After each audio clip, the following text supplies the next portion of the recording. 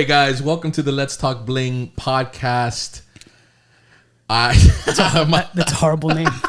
It's the worst name I've ever heard in my life. I will come up with a better name. By the time this podcast airs, you will have seen a better podcast name. Cap. That's 1,000% cap. Cap. I left the podcast scene after 5 failed attempts. They always say the most important thing to a podcast is consistency. Yeah. And here's the thing. When I started this podcast, I was like, I'm going to be consistent. And I absolutely threw that out the window. I have not been consistent. But guess what? It's just an excuse to close out the season. So this is going to be season 1 or season 2, episode 1. Let me give the proper introduction. We're going to hit this camera right here so you can see exactly what I'm talking about. This guy who I have on the podcast, hopefully you didn't recognize his voice, although there are many people that probably already have, is a dude who I personally, I'm gonna talk a little trash about you, but I'm also gonna build you up because you deserve it.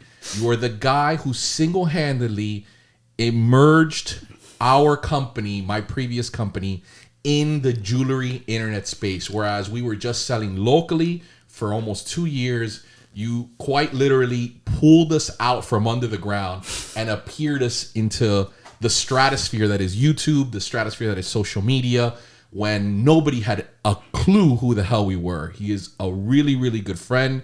He is someone that I admire, someone that I asked advice to this very goddamn day. He is my boy, Angel, a.k.a. CubaKnow. Welcome to the podcast. Oh, thank you so much. What an intro. What an intro. Wow. I'm moist. Off of that intro, that was amazing. Well, thank you so much for the kind words, because I know it's going to be followed by bullshit. Absolutely it is. You know when they set you up for failure, that's definitely going to be it. Well, why is it your fault that you like, I just know it. But thank you so much for coming all the way over here. Thank you for coming to my studio. You will get a hefty invoice for all the rearranging and mess that you have caused in my... let's set the scene. We are right now in his dungeon. Yeah, we're in my studio space. This is, as you see here, the collection of his, he's also a big fragrance channel. So this is all, he has kindly let us borrow his studio for this podcast. It's a remote location, and I think it's going to be a real treat because it's going to cross worlds of the people who like fragrances. But you're mostly known in my world as the jewelry content creator that pretty much sets the tone for everybody else. Which is pretty crazy because the fragrance world and the jewelry world is so separate. Like they don't know about each other. I have no idea at all in that space. And technically speaking, I'm not a large content creator. I'm a moderate size, I guess. But I'm smaller in the jewelry space. Really? Yeah. All right, so cool. So now we know who you are. I know who you are, but most people, let's just say, for instance, there might be some people that, the 10 people that follow the Gus for the Jewelry Let's Talk failed podcast. Your channel's growing. Yeah, so that don't know who you are. So I always like to start the most cliche way, which of course is how you know. And I'll give you what I thought you were, and then you tell me, you fill in the gaps before that. I don't know if I want to know. When I first saw your Instagram channel, you were quite literally shitting on my company. Yep. 1,000%. So, but I knew a very polished, very nicely lit studio. I don't even think it was that nicely lit, but it was nice. It was nice. Yeah, it was all right. Tolerable. Yeah. And so talk to me. Bring me way back before everyone knew who CubaKnow Jewelry was, before the fragrance, before anything. How did you get into? How did it start? And how did you get to where you're at now? It was a C-section. How far back are we going? My mom met my dad. Yeah. My mom met this drug dealer. No, how far back are we going? No, like your YouTube career. So where people would know you. So YouTube started for me, I want to say about, I think now 9 years. Oh, you've been doing this. Yeah. For a minute. 9 years. Literally turn on the cameras, like 300 plus pounds in the living room. In the bedroom of a 2-beddy apartment in the middle of the hood. That was the YouTube career. It was... Were you recording like on a phone? Oh, as a matter of fact, today I re-uploaded a throwback video about 7.5, 8 years ago. It was in 360p. Grainy, cloudy, like 300 plus pounds. It looked like shit. It was a disaster, but it was me talking about fragrances because the fragrances inspiration comes from my grandfather. My grandfather's a big frag head. Hit me with the alcohol. Barkeep, fill her up. So my grandfather was a big fragrance head, like to a point where he started concocting his own fragrances, etc., etc. So it was kind of one of those things that I've always had a dope collection of fragrances, and I was always one of the best or better smelling dudes. And I saw one video of a dude, his name was Jeremy Fragrance, very popular. I think the biggest fragrance YouTuber at this space, like 2-3 million in fragrance. Saw him do a video. And on I'm like, YouTube already? When you started? Yeah. Oh, really? Well, at that time, he's maybe had like 500,000. I mean, it's huge. That's huge numbers for fragrance. It's for aroma. And I was like, I could do that shit. Like, and I'm way funnier and more charismatic. I mean, that's my cocky ego talking. Like, as far as a comedic standpoint, nobody else was kind of doing it that way. So I just took a chance, and the beginning was just shit, garbage. But I just kept doing it because, you know, it's kind of like that ego boost when you start doing YouTube, which you are now like dealing in. You start seeing these numbers, and you're like, man, people are watching. So let me cater to these 4.5 people that are watching. And I just started with that, and started snowballing like crazy. How did you start? Like, what was your studio setup? Because I think there was no studio setup. It was literally my bedroom, sitting on a beanbag, at a shit tripod, Canon point and shoot. When I started getting some money, because the phone cameras weren't that good. I mean, we're talking 10 years ago. So, I mean, I think you're still talking about a fucking Palm that you can type on, query boards and shit, query boards or whatever. QWERTY boards. And so, yeah, it was like a Canon point and shoot, power shot, like $120. The worst of the worst. Audio was horrible. Visuals was horrible, but it was the only thing that can kind of mesh. And then there was one point that there was this little flip out camera thing. I don't know if you remember. It was like a recorder with a built-in USB that you can record. It was like palm size, and then you can plug it into the computer. I forgot what the hell it was called. Started using one of those. I remember those. Yeah, it was like a trend. Like, it was one of the first things. You pop it up, and like, and then you plug it in. I do remember those. Started using one of those shits, and I just started uploading into YouTube. And that was kind of the space to get me, like, just making content. I saw, interestingly enough, I saw a podcast on this one dude, and he's like, I don't remember his name or whatever. I just remember him, and I don't know if you do it, but like in my case, it actually worked out for me. Maybe it did for you, but the way I remember it, there was this dude who's now a really big tech YouTuber, and he says that in the beginning of his podcast, he would have like really garbage content, and to the point where he wouldn't even show his face. It was just his voice, and then he would just like review whatever the hell he was. And it was like, you know, Palm Pilots or whatever the hell it was at the time. But he would realize that the people would comment, and they were really mean comments at the time. But then what he would do is he would dissect the comment, and they were actually giving him really good like you know, criticism. Therefore, but nevertheless, it was still pretty good. So like, at what point did you start refining that skill? Because, like I said, when I saw you, you were banging it out, talking one bangers into the camera, things that are really difficult that I now learned that I never knew then. So it's tough because, remember, in starting in the jewelry space, I'd already had experience in the fragrance space, because the jewelry came maybe 5 years after the fragrance space. So I already picked up stuff from watching other content creators, to be honest with you, like watching like video content creators, tech content creators, the one who ISO and white balance and all that shit. And it's still difficult for me till this day, but I was trying to hone in. All right, I need a better camera, or I need a camera you can put a lens on, or you know, f-stops and all this other shit. I just wanted to perfect background lighting, all this stuff, which I still struggle with till this day. But that's kind of helped progress. Like with the YouTube space, like anything else, you want to essentially learn the craft and dig into it and find new shit from people who know what the hell they're talking about to progress in that level. So with the jewelry space, my main focus was not so much kind of like the quality of the content. I'm not gonna say the quality, not so much what I was saying, more so that my charisma came out. It was entertaining for me as well as the audience, and I showed the jewelry. Let the jewelry speak for itself, because I can talk all the gibberish in the world, but as long as you can see the jewelry clearly, that speaks for itself. There's nothing I need to do more than just keep you guys engaged and entertained.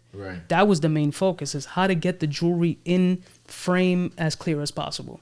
Do you feel like when I started my first YouTube channels, that people could look at it right now, it hasn't been that long, it's been like 4 months, and the way I started talking in front of a camera, which I'm assuming you guys were doing that at the time, you don't really show your personality until later on. Like I look at the things now, and so I'm curious to know, because you do have a personality, and you are, I think, would be funny, but like most people don't And that's the thing. Like, so I have this, Creep, my boy. I always have this funny thing where he's a funny dude, but you point a camera in front of him, and all of a sudden, it's not the same. It happens to everybody. It happens to everybody. The funniest people. I've always tried to incorporate other dynamics and other personalities that are hysterical. But once the camera is on, it's a whole different ballgame, my brother. It's a whole different, because even if it's just a lens looking at you, there's 100, 1,000 people behind that lens that it's going to be seen by so many people. And that internal monologue just freezes you completely. It's crazy. Freezes you. How'd you get over it? Because I think I'm still not over it in a weird way.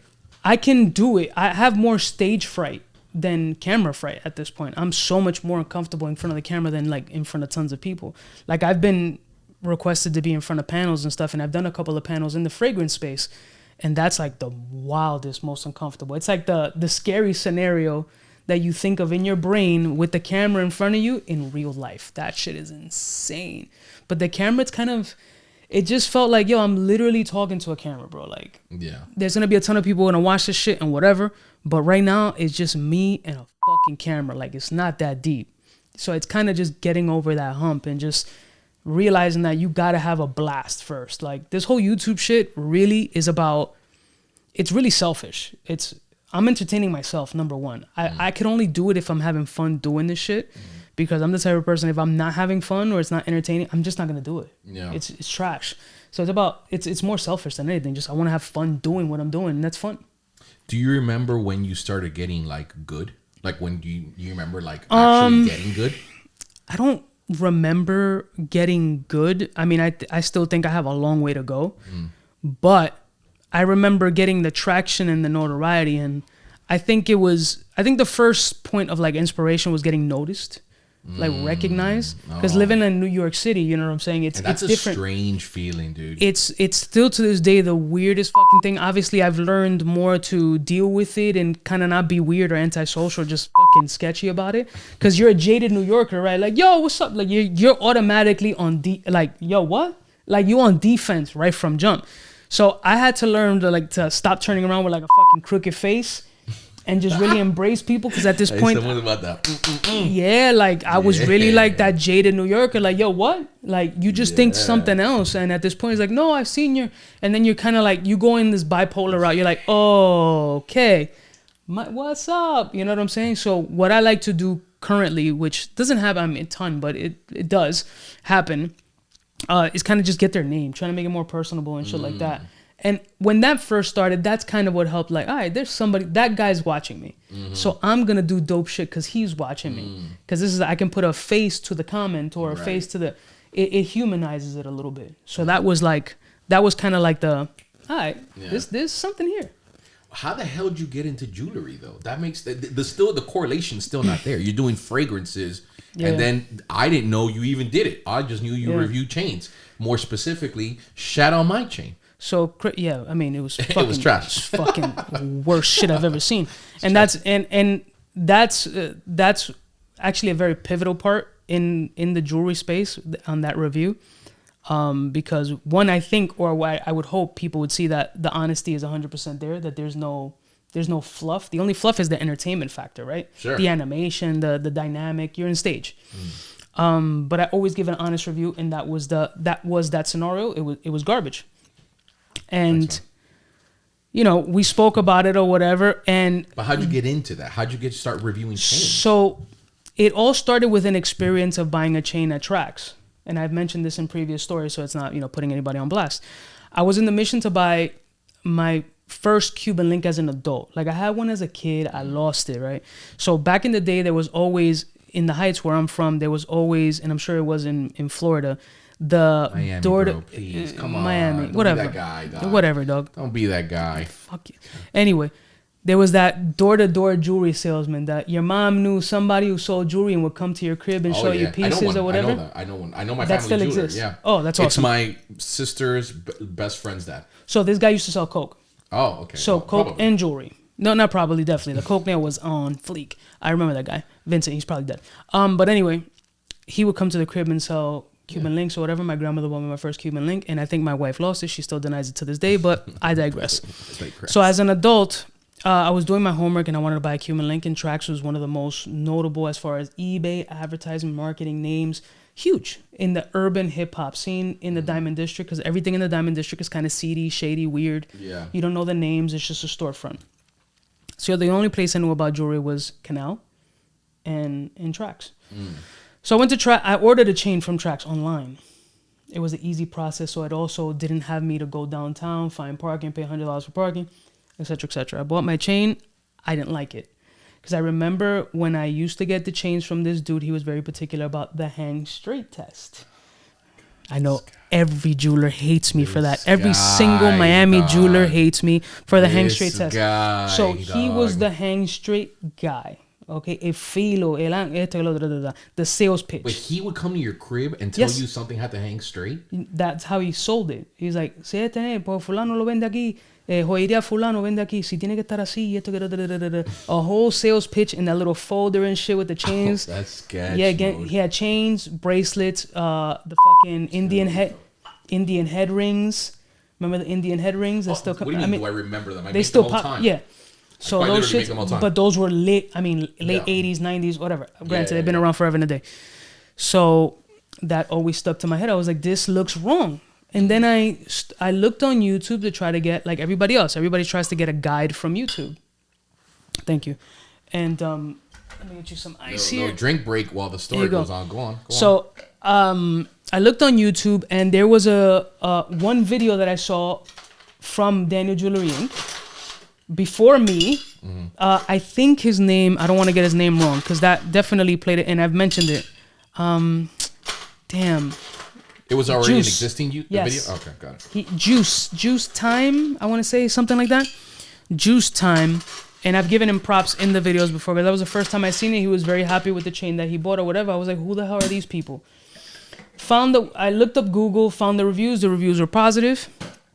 And his price point, I could buy it online. His price point was way cheaper than Trax. And I was like, a Miami Cuban link made in Miami, and I can order it online for cheaper. Yeah, and this is back when, just to paint the picture, this is back when nobody was reviewing any chains online. There was nothing. He was like literally one of the only things that I saw, and it was a brand that I never heard of. Absolutely never heard of. So weren't you kind of like, because now it's normal, right, to buy something that you don't really see. But yeah. Weren't you apprehensive to buy a chain, specifically something that not even in your own state? I was. Why the hell would you do that? I was apprehensive, but I was confident. I'm an online buyer, and I was confident that if I can process it through PayPal, I'll be protected. Okay. That was my kind of security factor, followed by all the reviews on Google prior to anybody knowing who it was. And I'm like, a Miami Cuban link from Miami, I can pay for PayPal. I'm protected by that. It's got good reviews. I mean, I'm already dissatisfied with Trax, and they're right here in my backyard. So, whatever. Let's take a gamble. Let's take a gamble. And when it came in, I was like, that's when the light bulb hit. I go, I've always been the dude, the connect, the plug. Yo, put me on. Yo, I need a mechanic. Yo, I need this. Yo, I need that. Yo, you know anybody who can... Everybody has that person. Like, nobody gets a job by applying. They get a job because, yo, my buddy works there, or this one referred me. Yeah. Everybody's a plug. That's how it works. That's how life works. It's all about networking, business, and passing on the information.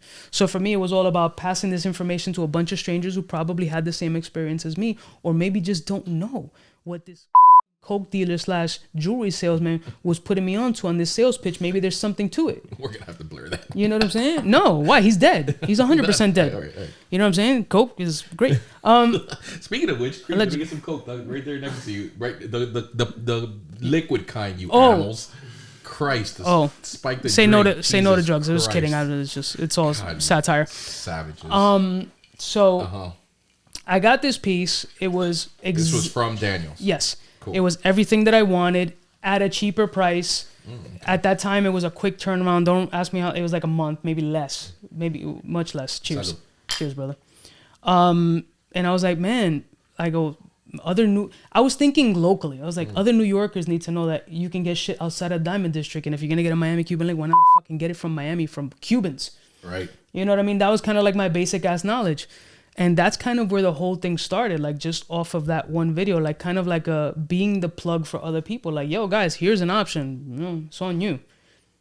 You know what I'm saying? Save some money, get something made in Miami. And then it kind of fell into like a wormhole. And then how'd you take it from? Because I remember, like I said, even that video, I've never seen that review before. I guess that would have been like your first video or whatever. Yeah. And so you did and I remember you even being then. Right now, you're a very polished product of what you were back then, obviously. And we'll get into the whole YouTube nonsense, because I think that that's be a really interesting conversation to have, especially with someone who's been around YouTube for such a long time. Because I pick your brain about that all the time. Yeah. But to piggyback off what you're saying, I remember you even then being very raw and like a lot of cursing and a lot of like just the raw emotion. You were probably just some dude, again, probably in the crib. You know what I mean? And I think that that's why a lot of people fell in love with you. And I remember even me, myself, to kind of paint a picture, when I saw you the first time, even though you quite literally pulled your pants down and took a shit on that chain that we sent you, you still had to be like, damn, dog. Like, if we can send him a good one, then he's going to react in a genuine way. And it wasn't about who it was for or whatever the case may be. So, you know, I think that number one was to your allure, but it's also it's a different version of you, not in the authenticity part, but how you deliver what you're trying to say. I had to adjust to YouTube. Yeah, for sure. And you have. The way that YouTube used to be such a fun platform, man. It was like no holds bar. It's what made the initial versions of YouTube is what made me me. And unfortunately, I feel that I've had to adjust my stage presence, my presence in front of the camera, because of the YouTube politics and algorithm and society in its entirety. Like, I came in guns blazing. Like, there's chances that I could be demonetized, and it's fearful that I could be demonetized in the fragrance channel, because some of my first videos I'm going hamburger, because now YouTube is really like censoring absolutely anything. But like we discussed earlier, you can show buttholes and balls and shit on YouTube for educational purposes. But I say, you know, dick, balls, and ass, so you can blur all this shit out, and I get blocked. You know what I'm saying?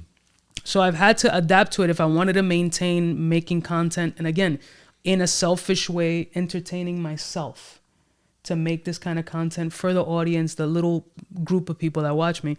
I had to adjust with the times. I had no choice. You know what I mean? When did you realize that you were onto something? When, in the jewelry space or in general? Jewelry space. No, I don't care about your fragrance. I mean, I love your fragrance channel, but I'm saying like in the jewelry space. Because that's the space, first place. Yeah. When I'm talking about multi-million-dollar companies reaching out, like I'm talking about CFOs, like when Tom Ford knows your name, when these Middle Eastern sheikhs and shit like that who develop fragrance brands know who you are. Yves Saint Laurent writing me letters, like. That's when you know. I mean, that's when I first knew. Right. You know what I'm saying? But in the jewelry space, I don't know. I think when I started building relationships with jewelers that I did reviews with or whatever, they were like, yo, these people heard about you, or this guy knows about you. It's like, yo, have you heard of this? Because they've seen your videos. And I'm like, what the fuck are you talking about? Like, what? That doesn't make any sense. Yeah. What do you mean? Like, that kind of space is kind of, you know, or... You know, like I had a portion, and maybe he watches your channel or whatever, like one of the big wigs at like Bacardi, who's a jewelry enthusiast also. Like, he was like, yo, I want to speak with you kind of shit. And I'm like, what?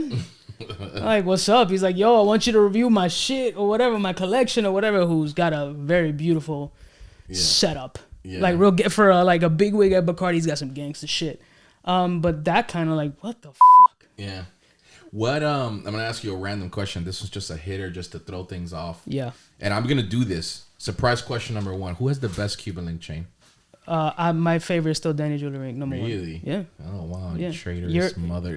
No, I told you. I always keep it 1,000. That's still my favorite. I've always told people that you're a very sneaky. No, I'm not gassing you, because I don't give a fuck if you hear it. No, cool. I mean, thanks, respectfully. Man, I really appreciate that. I love you, and I'd shit on you just because I love you. You got a creepy product because you're still new in this space. Appreciate it. You're still new in this space. Like, you're still digging your fucking heels in as far as publicly is concerned. But I think your product, from transitioning into your new business or whatever, I've seen progress in your product and getting to a point where it's really like just fucking there's a Gus Villa style in your links that I personally find, but I still think you're a piece of shit person. Respectfully. Danny Jewelry. Respectfully. Do some beautiful fucking links. Respectfully. But the problem is, and here's not the problem, but the honest fact is that there's a lot of dudes stepping their game up in a crazy way, and it's gonna make it hard for somebody to be like, oh, this one is the best. Yeah. Because I feel that the times are no longer of the I'm gonna crank it out, crank them and bang them. Yeah, for sure. Now there's eyes everywhere, so I don't think that there's anybody who's in a space that was in that same space doing the same energy because of this now exposure. Yeah. So although I have an amazing relationship with them, with you, and with numerous other people in this space, I think that can easily start to flip because everybody's got an eye on them and everybody wants to be top tier or pick or boost their game, which can absolutely change that shit really quickly. And it's again subjective, but that's my answer without throwing fluff on it. Okay. And I don't like you. Listen, I remember the jewelry space specifically having no reviews. And I think that's something that you kind of pioneered, just doing reviews on specific people or brands or whatever it was. How the hell did you come up with the concept of doing that? Because I do that, and I could care less what these brands are offering, to be honest with you. So at what point did you realize, oh, dude, like I'm gonna start reviewing some of these CubaKnow chains, multiple ones? First of all, the wallet hurts. Hard. No pause. No pause. No Vaseline, natural no pause, spit. Brother. What people don't understand is no matter how much relationship comes with expenditures, bro. Because I sold you chains. I mean, they were discounted chains, but nevertheless, a discounted chain is still $3,000. Yeah. Yeah. Yeah, shit don't... Like, I don't get free fucking chains, fam. I get a plug, I get a little discount, a little something here and there, you know what I'm saying? Yeah. But still... Like, I know the inner workings, I know costs, I know back, I know spot price, I know all this shit. So I'm not getting shit. Like, but I'm also not expecting it either. Like, everything's a business, fam. Like, let's be realistic. But I also respect people that respect that I'm a business as well. And they treat it as such. So they give me the common courtesy and respect how I run my business as well. But the concept also, again, it all derives from fragrance, like reviewing multiple brands. Like, this is not something that exists in the jewelry space because most people can't fucking afford it. So I'm like, although I can't really afford it either, my thing has always been building a strong Rolodex and relationship with people and building the trust factor that this is what I'm going to do. I can never guarantee a sale. I can never guarantee anything. I can guarantee you that I'll be honest, that I'm not going to scam or rob you, and then I'm going to give you my honest interpretation. Now, this is going to be one person's opinion. Take it as it is, take it as is, but I can promise you eyes. Yeah. And eyes from one subjective opinion, can have its pros and cons. That'll be 500, 600, 1,000 people that never knew you even existed. That out of that 1,000, maybe 500 are like what I showed that maybe I didn't like. It's that power of influence, man. It's the power of people who get behind you in a way. And I think that it brings up an interesting point, man. And it's something that I've wanted to ask you. And I know that people like to kind of sugarcoat answers or like give you the politically correct answer. And when I ask you this question, I want you to just be, because it's genuinely what I want to know, right? Yeah. In the world of building relationships with people, specifically when you talk to a brand, talk to these owners of businesses, etc. Like, you're essentially building some sort of relationship with them. Of course. And to a fault, especially in a jewelry review space, you're building a trust with them and some sort of like, I guess the Spanish word of say like te encariñas. In other words, like you start being really cool with these people, right? Yeah.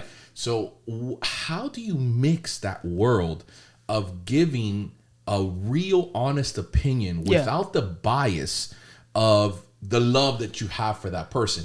Example, I can send you a pendant and I'll be like, yo, Angel, what do you think of this pendant, bro?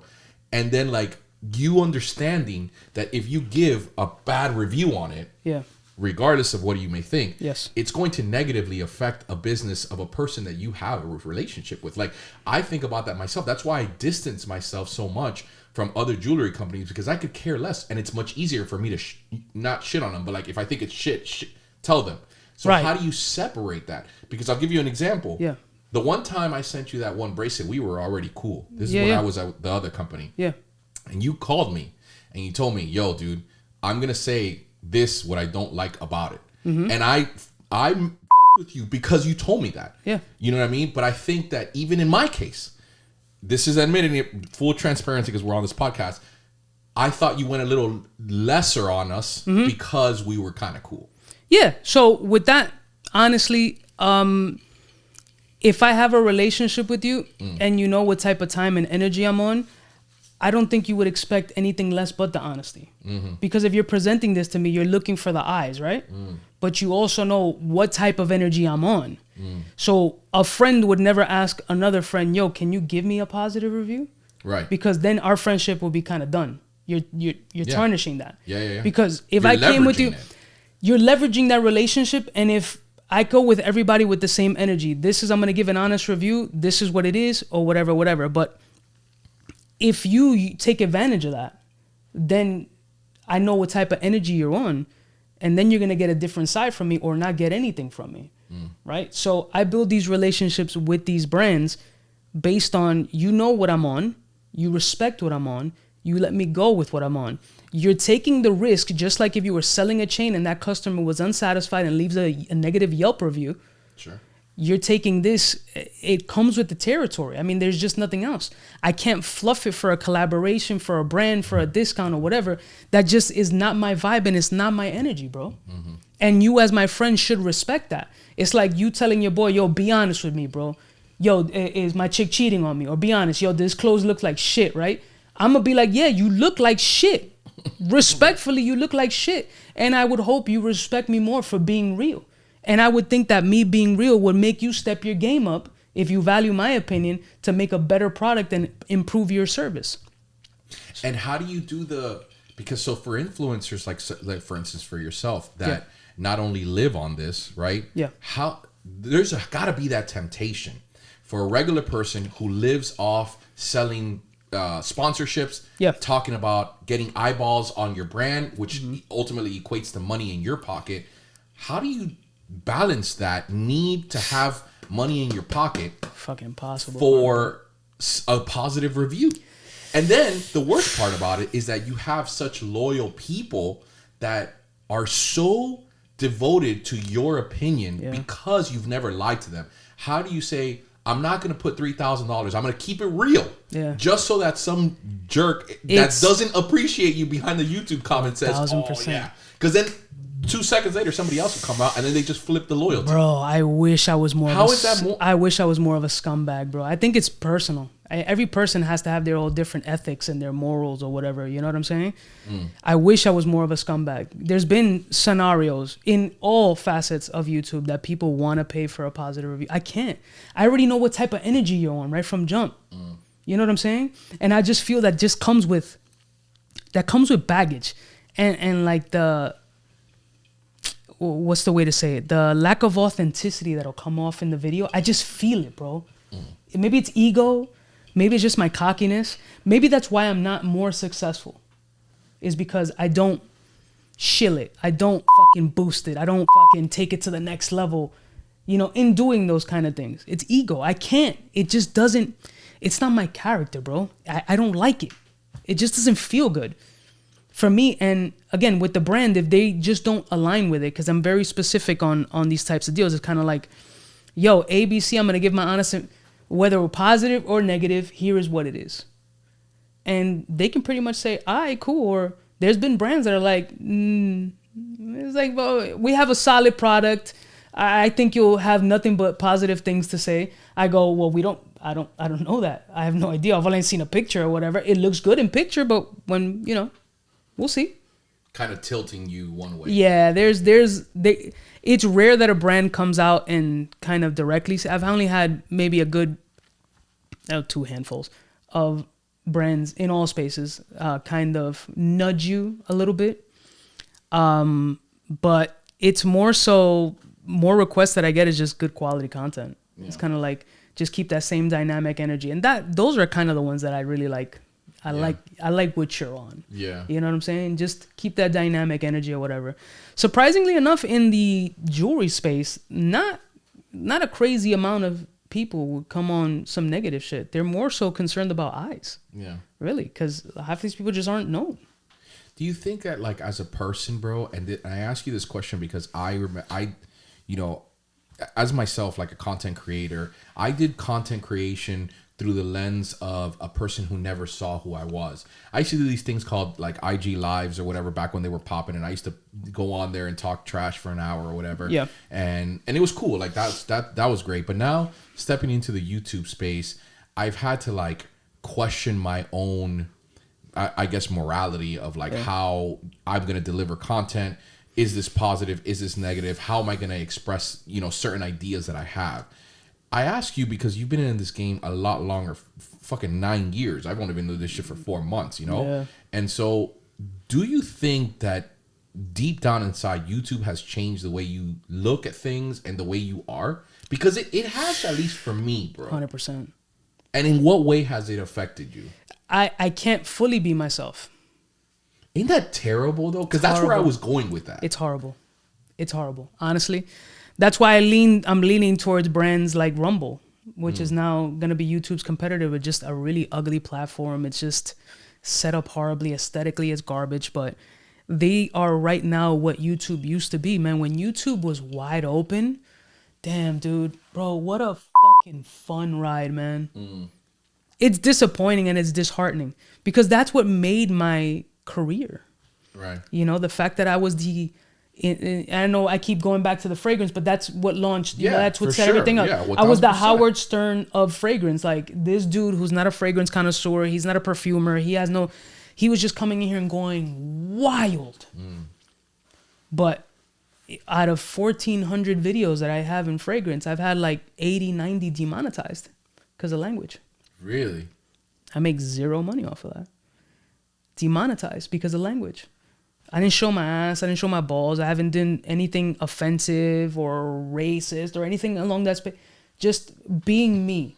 Being a hood motherfucker, talking wild reckless. You know what I'm saying? Yeah, yeah. And YouTube from one day to another started going boop. Yeah. And they started doing what you're talking about with the advertisers, bending their backs. Yeah, because the thing is, like, it's like what I'm saying. If you live off of it, it's so tempting for me to call you and be like, yo, Papa, I got this brand new thing that I'll shoot you a quick stack if you talk positive about it.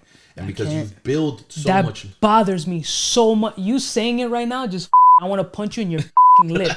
Yeah. Bro, that bothers me so much. Yeah. Because, again, it goes back to ego. It's like, you're not telling me what the to do. Yeah. This is my business.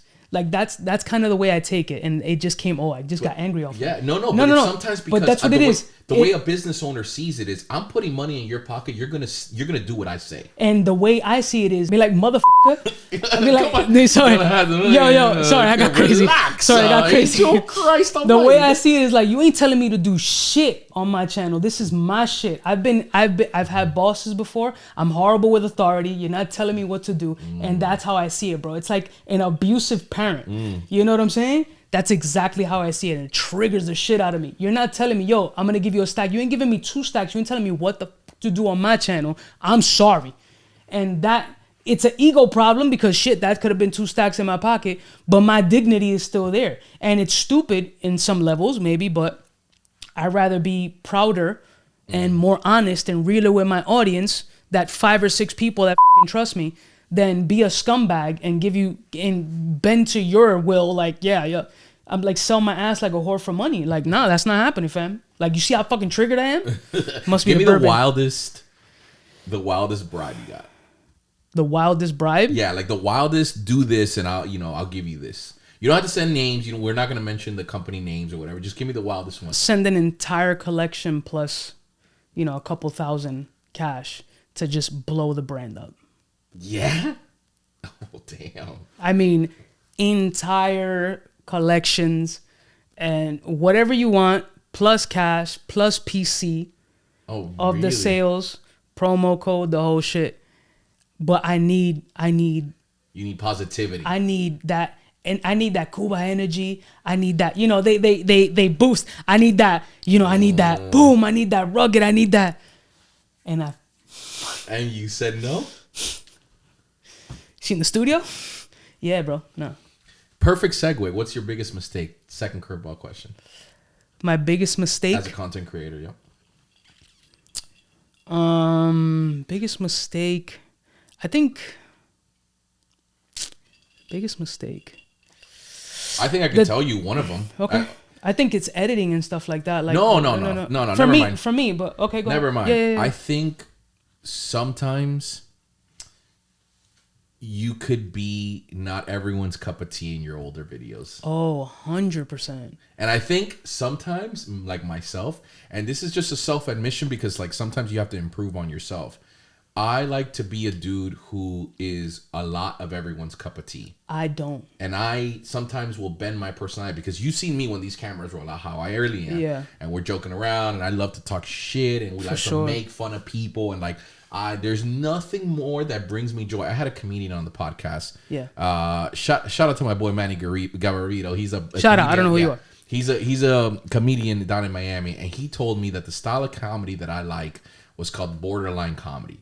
Whereas where you make comedy to make people uncomfortable. Yeah. And like there is no one that loves a dig more than me getting roasted. I love when I roast. Yeah. And when people get roasted in front of me, I love it. Yeah. But I tone it super down when I'm on front of a YouTube. You have to. That's why these long format type of contents work because people kind of like you peel the curtain back. You can't just stage a super edited video. But it's tough. It's tough, especially in this space because people get passionate like myself on the alcohol and then you got to edit 14 things because of the man who's watching you. Right. But that's what I'm saying. So I think my biggest thing that I saw you was you aren't everybody's cup of tea. No, I don't want to be. You weren't my cup of tea in the beginning. Good. Because it was a little rough. But then I got used to it and I was like, oh, this is cool. I don't want to be everybody's cup of tea. You know why? Because the people whose cup of tea I am, those are going to be the most loyal watchers and supporters of the brand. I want people to rock with me because they with me heavy.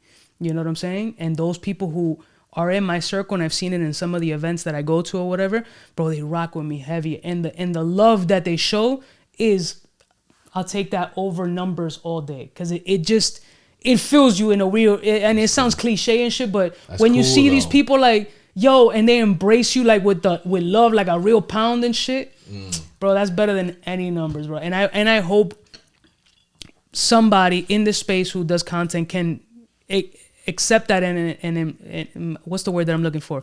Kind of feel that and acknowledge that and have the opportunity to feel that kind of love and respect for people. Yo, I've been rocking with you. Like I got content creators that be like, yo, I've been rocking with you, bro, since the bedroom, bro. Your background looked like shit. Your TV was hanging off the wall, the cable box. I mean, they were breaking down, bro. And I felt like emo.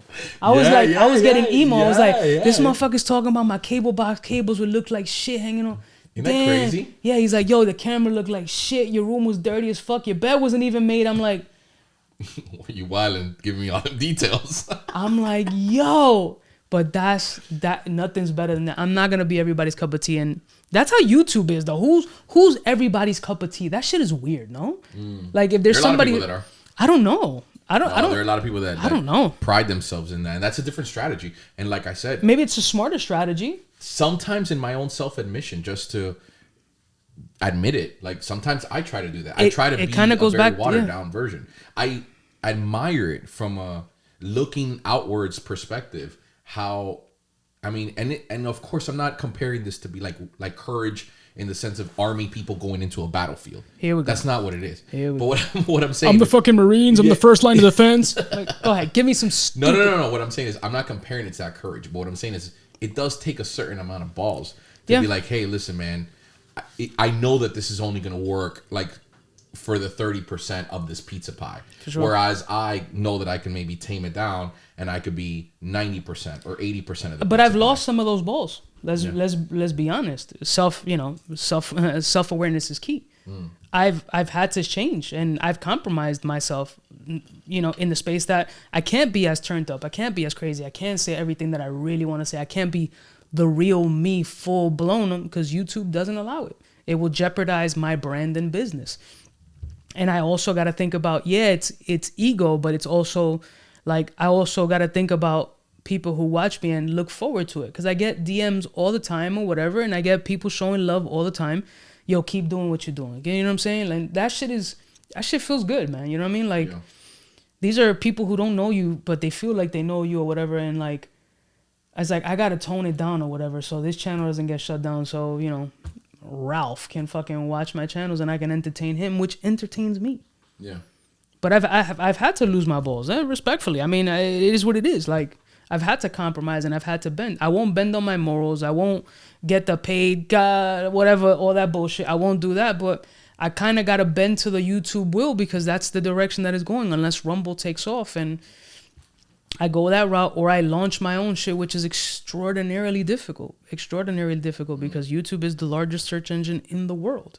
It's owned by Google. I mean, they're the kings. You know what I'm saying? Yeah, and it's unfortunate that I can't be the old Cubano on both spaces, because even the encouragement that I've gotten from major brands, I'm talking about multi-million-dollar brands, like DMing and like, yo, I love the non-suit. You don't care, this, that, and the third. He goes, that's what we want. That's awesome, man. Keep doing it. Rock on, man. This is amazing. And I'm like, what? You're in Neiman.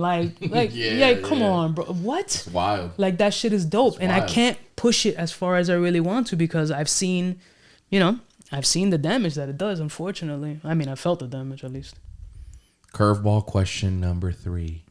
Fuck. Top 3 Grail watches. Go. Money's not an option. Go. Fast. And why? So, Grail watch for me, Yachtmaster 40 Rose Gold Oyster Flex. Oh my I love God, it. that's a curveball. All right. I love it. That's a Grail watch? For me, yeah. I love it. Babo, we're talking it's perfect. Grail. I understand. Everybody's Grail is different. Don't start getting your snooty shit, because you get uber fucking snooty. Right, dog. Okay. Oh no! I told it's like asking me, top 3 best burgers, and I said a Big Mac was number 1. That's what you just said, dog. Bro, we're have. Talking Grails, we were just talking about fragrances, and you were giving me like Bath and Body Works Victoria's Secret lotion. Yeah, get the out of here. Listen, that for me is a Grail piece, and you were talking. I love how he's. I knew this was gonna go to shit. I love I love how snooty he is. He's like, well, that's so fun. Shut up. Anyway. Okay. All right. Number 2. Go ahead. Celestial. Oh, come on. Love. Yeah. No pause. Oh. No pause on that. Yeah. Celestial is absolutely incredible. Number 3. That's I love. Celestial is Patek gorgeous. does a Celestial so beautiful. It is one of my all-time favorite watches, if not probably top 3. It's not my Grail, but I can't say Pateks. I feel Pateks are some of them are a little elderly for me. It's a little too old. Well, because Calatrava, is that what you're saying? No. Calatrava is a beautiful watch. It's a great savage. watch. No, that's what you're probably referring to. No, I'm not. You're talking like vintage Pateks, like 70s, 60s Pateks? No, I'm talking like a 5980 or whatever. It has a little bit of an older element for some reason. I didn't say incredibly. Why you gotta? This is what Gus does. He takes something. He takes one word and he's like, "How do you you just boost it to the 20th power? You're so snooty when it comes to what you're obnoxious." A Yachtmaster on an Oyster Flex. I like it, Grail, bro. That's for me. All right. I don't got money like you, Daddy Warbucks. Shut up. Okay. Agree to disagree. Number 3. Anyways. Damn, number 3's rough. Number 3. Come on, give it to me. This is fast. You should know these on the top of your head, honestly. If you're thinking about it, it's not a Grail watch. I know the top 3 on the top. I'm going to have to say it, because you're probably going to throw up. Here we go. To Vasher. A Vasher on what, overseas? Overseas, blue dot. Overseas. Okay, yeah, that's not that. These are Grail watches, man. Yeah, what like Gruber Forze and shit with all these triple balance wheels and shit, bridge or whatever. Come on, bro, I'm still a novice in this space. I'm still figuring out these brands like Jaeger. Some Jaegers I'm looking into that are absolutely gorgeous. There's a lot of shit. JLC is one of my favorite brands. So I'm now getting into this space. There's some niche, like I told you, like Grubels and shit like that are like really interesting with all these different complications and stuff.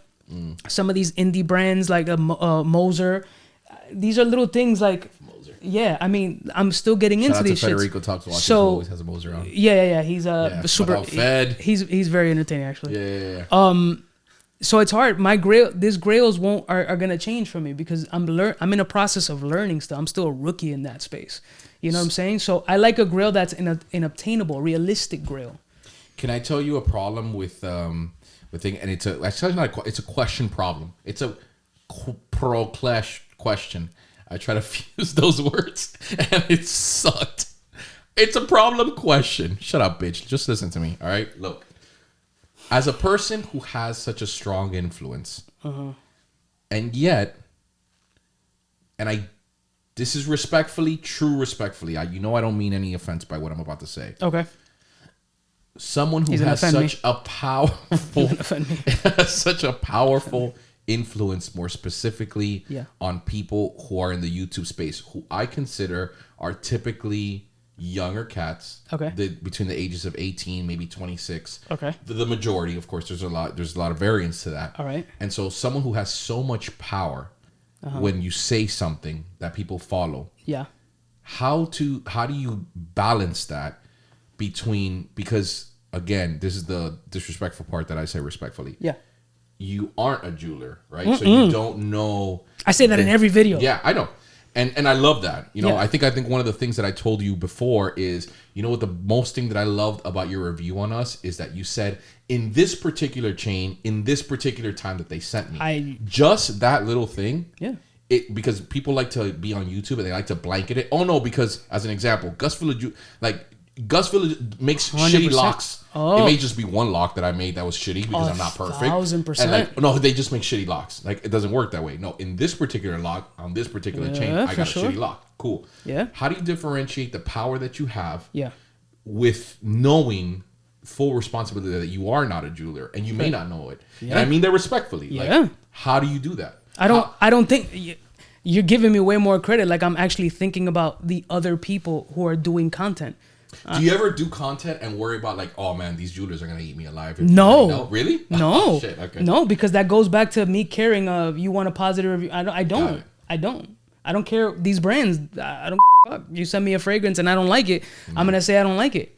And some of the biggest brands in the world are like, yo, that was some funny shit. I was like, I just said it smells like sweaty asshole. Legit. He goes, I was dying. Bleep so much of this podcast. I mean, Christ. It is what it is.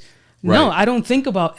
Remember, I'm selfish. I'm thinking about me entertaining myself, number one, and entertaining the audience. I'm not thinking about a jeweler. I'm not thinking about another content creator or giving them the responsibility or whatever. No. Right. This is number one. First and foremost, this is entertainment. 1,000. Entertainment. YouTube is not an education. It's entertainment. You are at your job. You're listening to a podcast. You're watching a stream. You're watching a review. Entertainment, number one. Take gems from those pieces and make your own interpretations finally. The easy thing for me in jewelry is I try to give you as best quality as I can so you can see the item regardless of what I'm saying and make your own determination. But I will absolutely give you my opinion on these particular pieces, but just because I like lobster and you hate lobster doesn't make either of us wrong. Has your opinion ever got you in trouble with a brand that didn't necessarily live up to it? Because I'm assuming because after a while you became so well regarded in the YouTube space, everybody wanted to reach out to you because they knew that it was going to be ROI behind it, return on investment. And because of that, you would give the person the absolute best thing. So as an example, you wanted a Cuban link from me. Yeah. I'm going to go out of my way to make it fire. Okay. And then they send you it. It is fire. You talk great about it. And then that particular opinion gets you in trouble. Has that ever happened? I think that happens every day. Really? I think it's going to 100%. I think it's going to happen every day. There's no way that you can consistently, as a handmade jeweler, make every piece perfect. It kind of goes back to that initial comment you made. You up 1, 2, 3, 10 locks. Other shops have up 10 locks. There's going to be a kink link. There's going to be a weld open. Every single one is going to have a problem. And I'm going to be held accountable. Somebody's going to be mad. Oh, Cuba said that shit was going to be perfect or whatever. And then they got it. No, it doesn't have to do with Cuba. It has to do with, guess what? Shit happens. Yeah. You go to a store, you buy a fly-ass Gucci t-shirt and you pull the tag out too quick. It has a hole in it. It's not Gucci's fault. You know what I'm saying? Yeah. Or maybe it is. Maybe that shirt has a rip. Maybe a moth ate it. Maybe somebody was drunk and hungover that day. Whatever. A moth ate it. Yo. My guy. I don't know. Shut up. Is that a thing? But that's what I'm saying. Like, that's like that. It would be egotistical for y'all to sit there and think that these jewelers are perfect. Or that these jewelers absolutely check every single piece and nothing ever falls through the cracks. That is cap. 1,000. That is beyond cap. None of y'all motherfuckers are perfect. No. I've seen failures out of all of y'all, and I've heard complaints from every single one of y'all. And guess what? It's gonna happen today. It's gonna happen tomorrow. Until you guys, God forbid, go out of it. It's going to always happen. Your iPhone doesn't always work when it comes from the factory. Your car, there's been some lemon joints. You know what I'm saying? Like, it happened. In what form? People just have this selective anger towards certain things when they spend X amount of money, which I do understand. But you're going to spend this money on every product every day of your life. When you buy Amazon pieces, there's shit that comes used, trash, broken, or whatever. Granted, it's not going to be at the money or at the expenditure, but some may be at that price point, correct? So in what space in our lives doesn't this happen? Every single one. But just because you're watching that specific video on this specific brand for that specific item and you order that and it comes up, it gets single and localized to that particular item. I used to in the beginning, but I've come to the realization more so I'm at this point like, bro, everything comes, there's nobody perfect. It's impossible. It's how they can rectify, correct, proceed, or whatever. It's how they can do at that end. It's how they correct that piece. You know what I'm saying? Like, how can you fix that problem on their end? It's not my fault. I'm giving you my opinion on this item right now. I'm not saying the infinite product for this place. This place is the end all be all best. No matter how many reviews I do for one particular spot, the item that I have currently is this. This is how it looks. This is what I like about it. This is what I don't like about it. Case closed. Viewer discretion is advised. Parental guidance suggested. Warning label.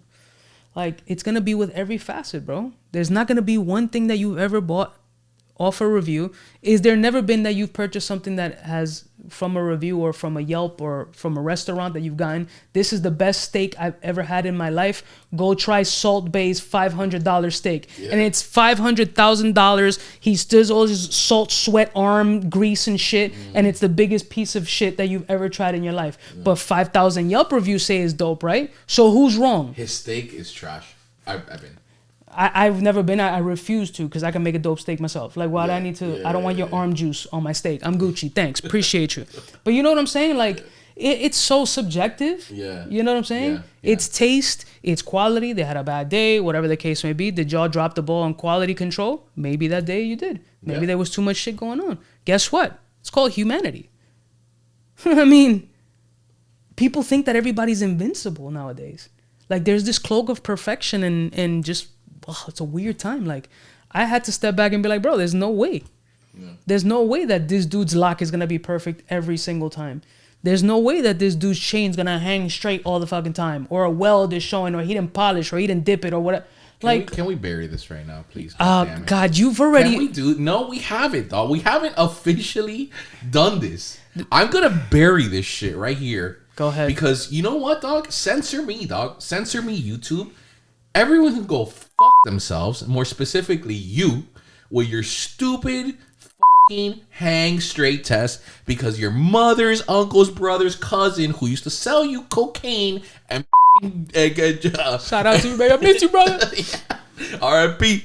Dog, stop with the hang straight test. You don't need a hang straight. I've actually reduced it a significant... No, you haven't, dog. Yes, I have. Hit me with the camera right here, dog. Let me tell you guys something. A chain does not need to hang straight. This is from someone who makes these things. Stop being mad because I hold you accountable. I bet your chains have gotten better since CubaKnow's been in the scene. You have some pipes on you. Yeah. No, I used to sing. Oh, really? Okay. Yeah. You don't need to hang straight. It needs to have a curve. If it's under 16 or 16 millimeter and higher, it's going to add a curve that we put on there. Agreed. And you don't need it. And there's a million other things. Even if it's a 10 millimeter, if it has a little bit of this, so what? It's perfectly fine. Beautiful chain. It doesn't need to hang straight. It's a myth. And I just busted it. It's over right now. Stop repeating that garbage. I'm mad shook. Has any other jeweler told you that it doesn't have to hang straight? I've had a couple, yeah. Okay, good. Good. So I'm not the only crazy guy. Why are you so nervous, Gus? Because I made you step your game up? Because I made you step your game up. That's what it is. It's nothing. I made you step... I made you... You're welcome. You're welcome that I made you better. You're welcome. No, you know what you made me? I made you. Stop singing on the podcast, you jerk off. Listen, I cursed enough. I got to do something to make some likability there. Here's a question that me and you have talked off camera many times. What's up? And it's the negativity that comes with YouTube, because everyone thinks shit is super roses and it's like all Who thinks good. that? And a lot of people, and they think that it's just coming out here and making these podcasts, and you've had to live with it. So I want to know, and I have known your answer, but I feel like with a camera in front of you, maybe it's a little bit more polished and more thought out. Sure. And so I want to know, number one, has there ever been a time where it's gotten to you? And be real, because it's gotten to me, number one. How did you do it? And then what do you do about it now? Because everyone answers the same goddamn way, bro. And I hate it. Oh, I don't really read the comments. Like you ask LeBron James, what do you think about this article? Oh, I don't really read it. But then he he knows all of it internally when you talk to his team. I mean, that's kind of a thing, though. Not reading the comments. It's you purposely don't Has try it affected to you, though? Yeah, bro, of course. There's been points that you just like, yo. What gets to you, it's like, I understand the commitment people make as far as getting to know you and feel like they know everything about you when they don't know anything about you, and they make these automatic assumptions based on their insecurities. And it's really what it is, because you're basing it off of nothing. You're going off of what you're seeing, and then you're throwing in other snowball effects. Usually this comes from like these long, bitter, angry or whatever. Maybe you bought a purchase and that purchase came in shitty or whatever. It does happen. But to solely like blame me and just be aggressive and angry or whatever, like that's kind of displaced anger. And it sucks. Yeah, it's gotten to me. Like currently I it's a cliche answer, but that's kind of, maybe it's not a cliche answer. Maybe it's the space that we're in now, that you got to separate yourself for mental clarity and sanity from the negativity. Because think about it, in the social media space, there isn't one level that isn't flooded with negativity. Everything is negative. Sensationalism gets clicks. Negativity gets clicks. The drama gets clicks. And people are out here looking for self-satisfaction 24/7 to boost their ego. So let me shit on you to boost myself and make myself. And I'm going to wait for his response so I can come back with this plethora of responses for all the anger that I've had for ABC. That sounds more like a personal issue that people have to deal with. And maybe it's a little, wild for me to assume these things, but it's kind of like when you read it through, it's like there's a lot of deep-seated anger here. For what? Like off a video? Like, really? Yeah. I didn't do anything to jeopardize your life, did I? Did I talk about your family, kids? Did I put you in a really like bad state? Like, did you buy a chain and now you're going on foreclosure? Then that's something that you need to check yourself. Who told you can afford that? Yeah. What, you put yourself in that position. Until I can take a credit card out of your pocket, swipe it myself, and make that transaction for you, need to hold some self-accountability. Yeah. I think people are really quick to pass the buck rather than hold themselves accountable. Has anything ever been true that you realized it because of something that came out negative? Because the aggressive, I mean, the part that I like about me the most is the aggressive and the cursing and the profanity and the, people, there's some people that religiously or whatever, like, I like to watch you, but you're just too much. Like, it's just disrespectful. Like, yeah, I've had people like, yo, it's wild disrespectful. Like, I watch one of your videos and there's people that are, yeah, I've had people like give me like a whole, like I had an email one time. I wish I could, I don't know what the title was, but I don't know what denomination they were, but it was like a whole thing. Like, yo, I love your content, but they gave me like a whole, like a legit, like, I was concern. I was like, holy shit. They put it in your comment box. I was like, wow, no, that was an email, dude. Yeah. I was like, yeah. I was like, yo, I had to sit in the corner and like rock myself. Like, what did I say? What? Yeah. Like, I had to think about it. Yeah, man, they do got comments do get to you. Anybody who says they don't, they do. Bullshit. But it's, if you feed into it though, you got to, if you're there consistently reading, and it's hard to balance because you want to get constructive criticism from these supporters too. So it's a difficult sword to, it's a difficult thing to balance. You know what I mean? So for me, it's kind of like, I feel like YouTube's comment section is kind of like a Reddit open forum of toxicity at some point. Yeah. And if you really wanted my attention and you really wanted to give me some constructive critique or whatever, Instagram would be the direct place for you to reach out, because I know it's going to be a little bit more personalized rather than a large forum where you see an audience and that audience can feed off that negativity to boost your self-indulgence and ego and start that chain, which will boost that fire. That's throwing gasoline on the fire. I want everybody to read what I think of this piece of shit, and I want them to agree with me. So let's see it all in the comments below. But if you're reaching out to me on a personal level and that's something that you want to directly have me see and maybe analyze and speak about, or whatever the case may be. But when you think about that comment section, it's kind of a cesspool to sit in there. I want everybody to see this negativity, and I want people to say, yeah, I'm with it too. Like, because they want that satisfaction too. Yeah. That's a really deep and introspective way of thinking about how that comment section lives, and like I always say, like a microcosm of kind of the society that we're living in right now. Absolutely. You know what I mean? Absolutely. And that's kind of where what I was going to ask you either way. It's a perfect segue, and it's, I find myself as a creator of content right now, making these long form content, and I do it because I genuinely like it, right? But it does expose you to a level of vulnerability and peeling the curtain back, and I think that it's kind of scary in a way, because I don't really want to tell people how I really am as a person, because I save that for the people that I vibe with on a positive note, and that's kind of where I want to be. Absolutely. And so it goes back to your point what we were talking about earlier, when someone recognizes you and they're like, bro, my cousin used to live on this block too, and you're just like, yo, who the hell are you? You know what I'm saying? That's how it started. To me. Creep is a quite literally the guy who was like, oh, you're famous now, and I'm like, bro, shut up, dog. And they'll we'll be walking down the Julia District, and someone will be like, oh, can I take a picture of you? I'm like, whoa, you know, like, I mean, like, I don't. It's weird. It's so strange. So, like, how do you balance that level of vulnerability? Because I do want to be real with my guests, and I do want to be real with the people on the podcast, and I do want to be real with people that are going to sit there and invest an hour and 30 minutes that these podcasts last. But at the same time, how do you safeguard yourself from that? Because if I do think that if you do cross that line, then you lead to those people that get super depressed when they take everything too serious, and now they're like, it's difficult, brother. You know what I'm saying though? Like 100%. It's crazy. A very difficult, it's a difficult question to answer. Yeah. It's kind of like a case by case kind of situation. And it's kind of even internal monologue that you got to have with yourself, and kind of like, I had to reduce my jaded New York, assholeness to be receptive to these people who are coming to you, and you can see it in their face that they're not coming to you with malice. They're coming with you at like, yo, I really rock with you. And I'm like, why am I going to be this salty dickhead? Like, and not like embrace, you know what I'm saying? Don't stay in that stigma. But it's a very weird thing, especially if you come from like a large metropolis area or even a suburb where you don't see your neighbors for 2 or 3 miles. It's awkward. It's an awkward situation. Like I'm by no means famous, but yes, I've been recognized a large, decent amount because I also live in a city, right? I'm in a city that has millions of people, so it's gonna happen. It's not something, you live in a city that's flooded with people, and it's gonna happen, right? But it's a difficult thing to balance. You just gotta.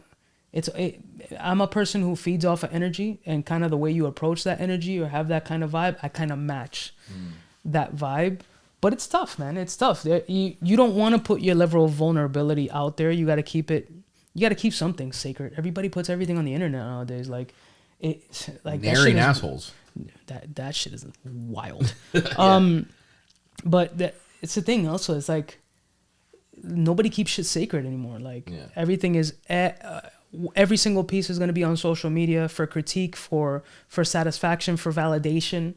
That's what everybody's looking for. It's like, bro, we got to like take it back. Some things should be sacred. Some things should be personal. I think it's good for your mental. I think even this interview right here, like the fact that you are such a polished dude when you do a review or when you do this and this is what you're showing. These are the kind of reasons why I do these things, because it does show you in a long form content the kind of person. There's no scheduled answers. I didn't have any prepared material. I can't prepare go with the flow. Yeah. So it's like I said, like they're gonna now peel that curtain back and have an emotional attachment towards someone specifically, and like it goes back to what we're saying, like how do we balance that line? And I struggle with it all the fucking time. I don't think there's gonna be a point where anybody struggles with it. It's like asking it's like asking probably a Hollywood star, like how do they? Yeah. It's a different game. It's not something that the regular person, again, we're regular, but the people who are not in this kind of social media space with the kind of exposure, like they can't understand. They can't empathize with you because Yeah. you just don't know. What are you going off of? Yeah. There's nothing you can go off until you experience that. You won't know how to approach these certain situations or whatever. Like I remember one of my first events, a fragrance event that I went to. I took my mother as my guest because I was one of the panelists. So I was speaking on stage or whatever, and there was maybe 500-600 people, and I went with my buddy and my mom. I took my mom like as my guest because there was gonna be a red carpet. I wanted to take pictures of my mom and do all this other shit as a guest.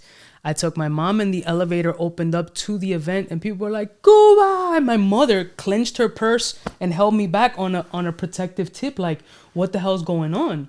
That's wild. And that was the first time she got to see that. But she had anxiety and trembling throughout the whole time because, again, jaded people in these metropolitan areas are always on defense. 1,000. And you would never think that, 5-10 people or whatever, it's like, why do they want to take a picture with you? Why do they want to talk to you? Why is he shaking? Why is he so nervous or whatever?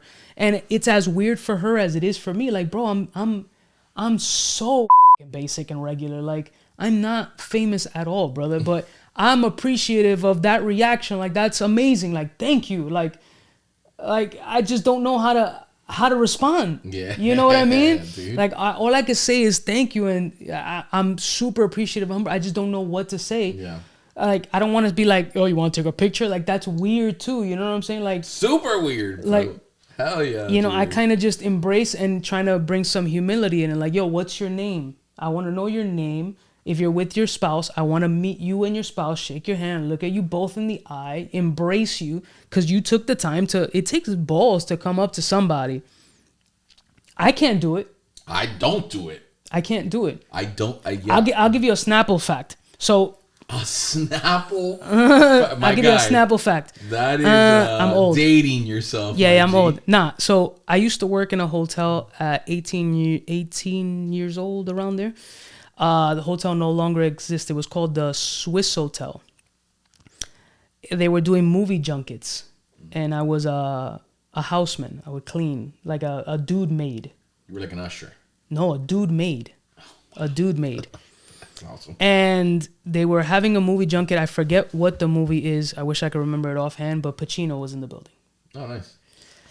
Big fan of Pacino, Scarface, obviously the whole shit. The movie junket. So I was cleaning the floor that they were on, the movie junket. I got on the guest elevator instead of the service elevator. I was me and him one-on-one in an elevator by ourselves, no security, nothing. Just you and Pacino. And I knew that the cameras were looking, and I was going to 100% get fired if I said what's up. I never the type of what's up person, but it was Pacino. So I'm in the corner of the elevator, just looking forward. And I'm like, sir, I just want to say you're amazing, and I'm a huge fan. Not looking at him, and he's like, fanboyed out. I couldn't hold it, and he was like, "Thank you. Why aren't you turning and looking at me?" I go, "Cause I can't. I'm gonna get in trouble." And he's like, "Oh no, don't worry." He's like, "How's it going?" He's like, "Al." I was like, "Hi, Al, Angel." And he's like, "All right, cool." And he just got off or whatever.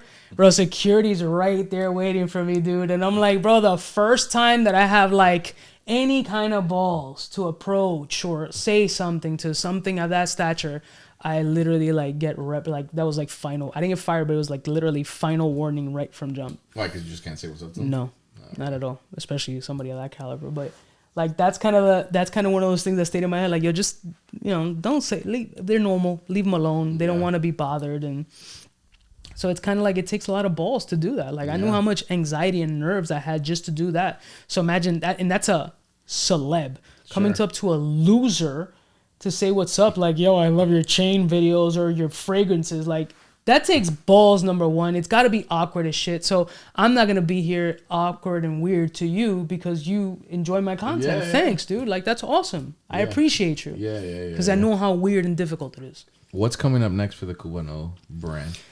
I thought I was having a conversation with my boy Creep on the plane. We didn't know that Cubano it's Cubano, right? Yeah, it's like Cubano. Yeah, It's I thought it was. CUBA. I thought it was Cuba knows. I know. With an S. That's how we say It's a it. play on words. Yeah, A lot I of people know. don't know. I didn't know a lot of people know. Yeah, so it's know. Cubano. Yeah. Yeah. Okay. Anyway, so what's? I'm in a process. I feel like I'm in a think tank transitional stage right now. to see, because I've done a lot in this space and there's only so many things you can do. But I like the fact that I'm able to help these up and coming brands who are understand that they're under a microscope and they want somebody with visual experience, not from a jeweler's perspective, from a consumer's perspective. And that's exactly what I want to be. I don't want to be the jeweler. I want to be a consumer's perspective. But that has a large platform to help them build, kind of consult, guide into what a consumer would feel in getting this product. This is the packaging is dope. I think this would look a little dope. This quality looks good. I've seen better in these brands. Your prices may be a little bit.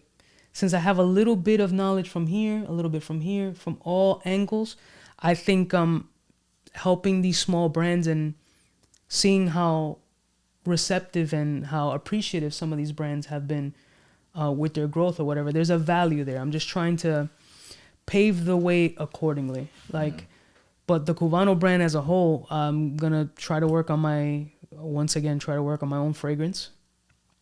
I'm trying to work a deal with a perfumer that I'm like is one of my favorite perfumers. She's a monster. So I'm trying to figure out how to cut that check, because that's gonna be a big check.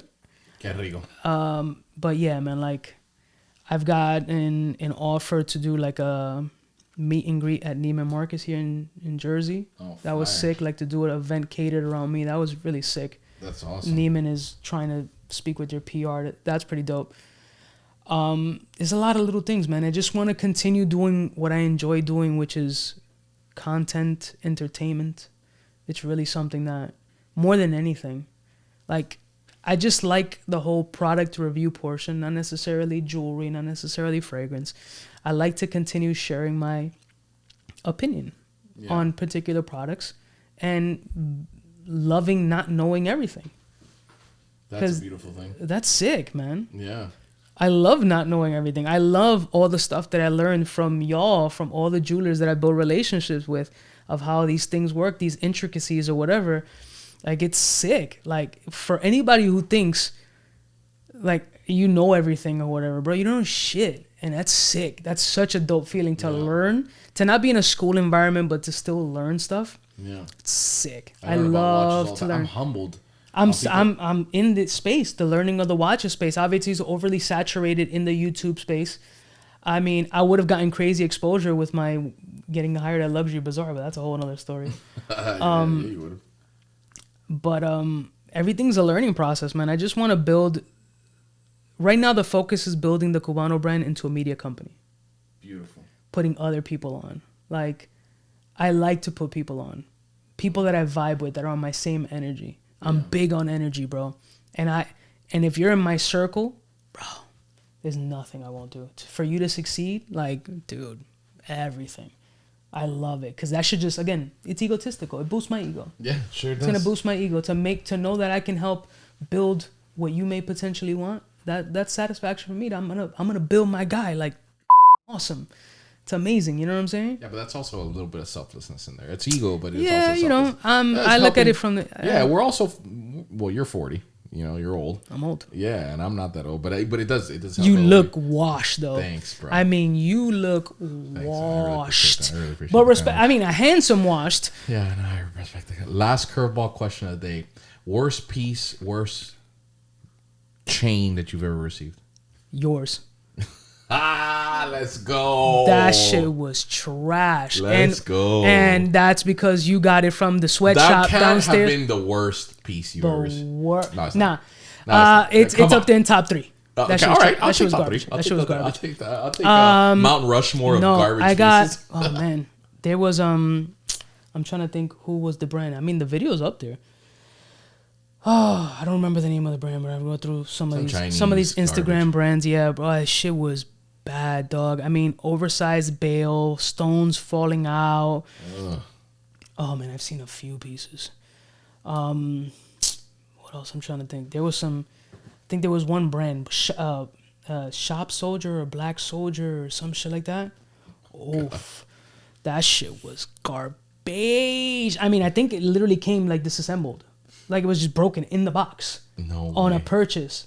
Like, it definitely a drop shipping type. Yeah. Yeah, nobody ever checked or whatever, you know what I mean? Yeah, I've seen some garbageries. So yeah, not thinking about it. No, you're not in the top. You're not in the top 3. Not in the Mount Rushmore. No, you're not in the Mount Rushmore. You're top 6, but you still look washed. Angel, I appreciate you coming on the podcast. Thank you for coming. I mean, thank you for destroying my studio. Thank you for breaking my screwdriver. For hosting such a really good thing. He took us to a pizzeria joint, Fire Pizza. That was pretty good, right? Pretty fire pizza. I mean, it had like a fingernail and slight fungus from the dude's nails. That's Gucci, son. I'll take that. Better than garlic. I appreciate you spending an hour and a half with me, man. Thank you. I appreciate it. It went glorious. Before we go, I want to give you your flowers because although I don't like you, you smell funny, you look hideous. But the content you've been pushing out lately has been beyond impressive. I could see why based on the setup or whatever, and it's definitely courtesy to Creep, not you. Yeah. 100%. But yeah, Creep, you want a job? 1,000%. But the growth that you're currently having is absolutely well deserved. You're coming from a jeweler's perspective, which is amazing, right?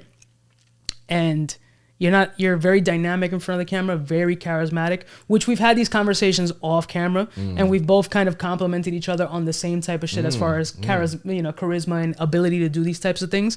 But you putting it to the side, which, as you know, and I'm glad you know, and you can sympathize how much work goes into making this type of content.